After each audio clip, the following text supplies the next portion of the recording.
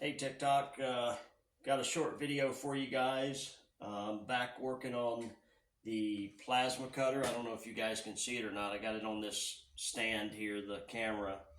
My best friend, she's sick tonight, so she's not going to be joining us right now. I miss her already. So I bought these little plastic covers to go in all of the cutoffs on the table on this new CNC plasma cutting table, as you guys can see right here, and just was trying it out.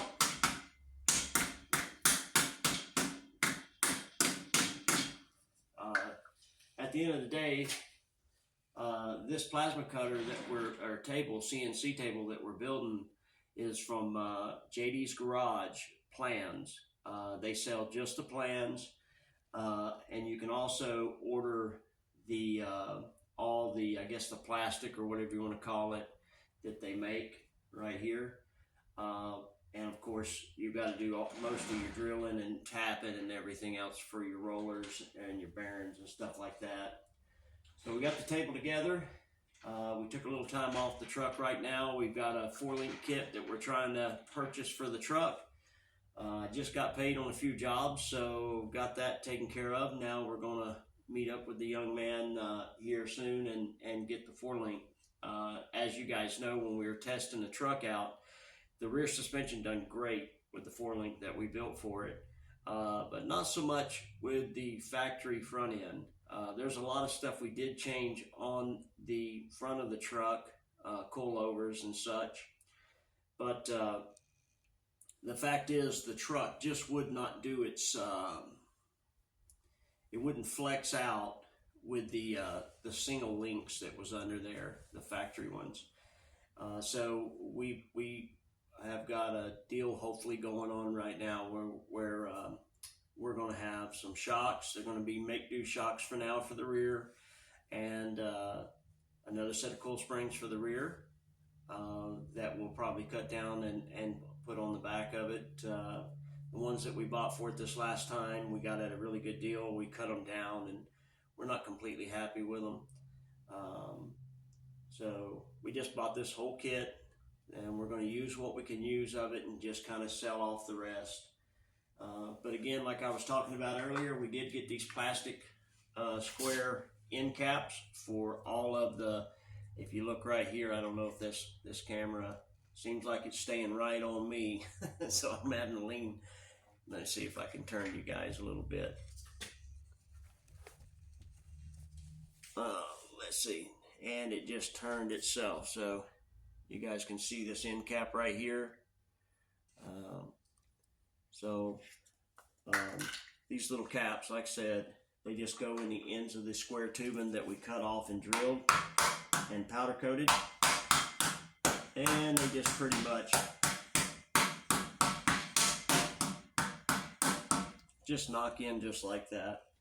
I'm not sure exactly where we got these at, but as you guys can see, more than you'll use in a lifetime. I mean, unless you were building these things for a living. But luckily my friend that's going to be here when I'm gone building off-road campers and things like that, he's going to be using a lot of this square tubing and stuff, so I think they're going to come in handy for that.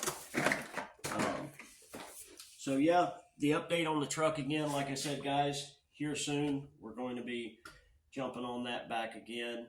We're going to take a few days off and get the drive motors and the belt system that's going to be bolted onto this new plasma cutting table that we built.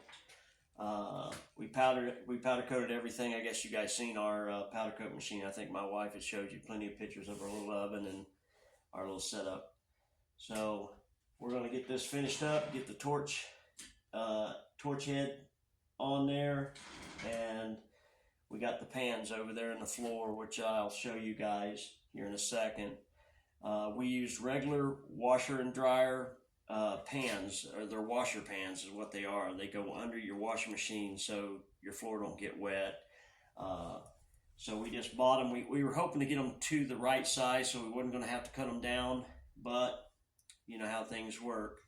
they measured out to be just, I mean, a little bit too wide, which we were going to have to cut two anyway, or one, and split it in half to make it the length of this CNC plasma cutter.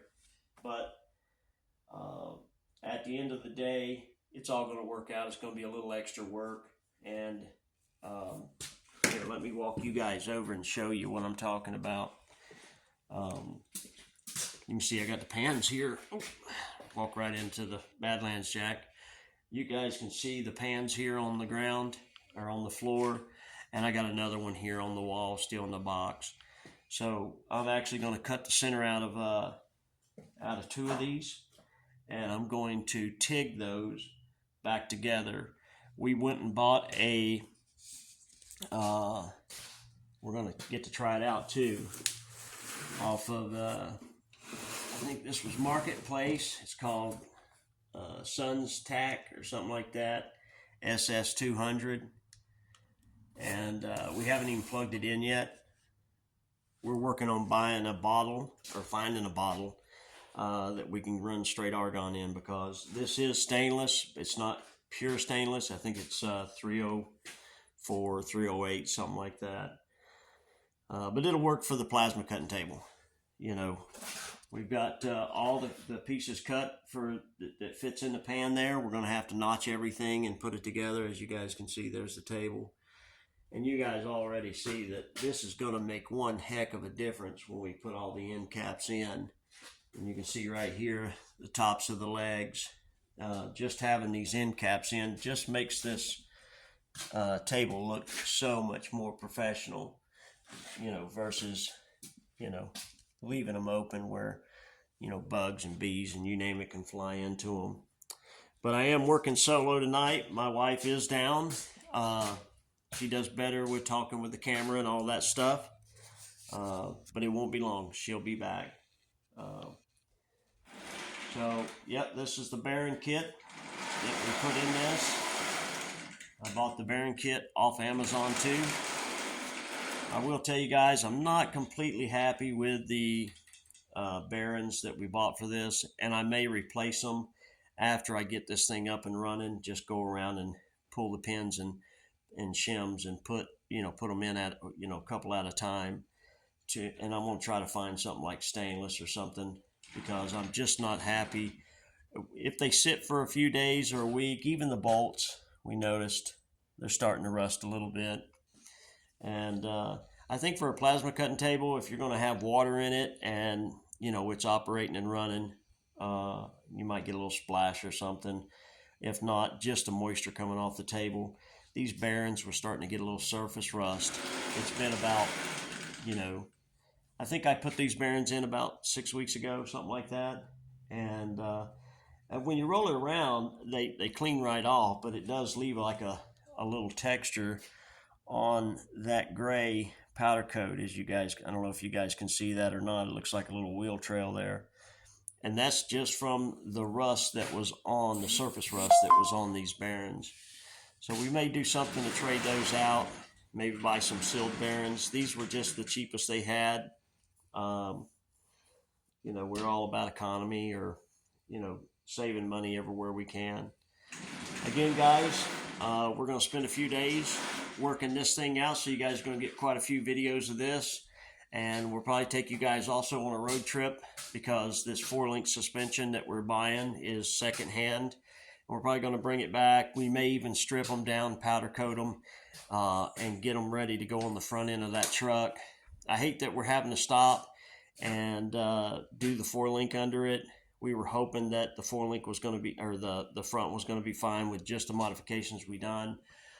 But once we flexed it on the mulch pile, we noticed right away that's just not going to do it for us. We need that thing to flex a lot better than that on the trails. So stay tuned, guys. Like I said, you guys will see this this plasma cut and CNC table come together, and hopefully we'll have it working ready to make the bed on the truck here soon. So stay tuned, guys, and we'll talk to you soon. Bye-bye.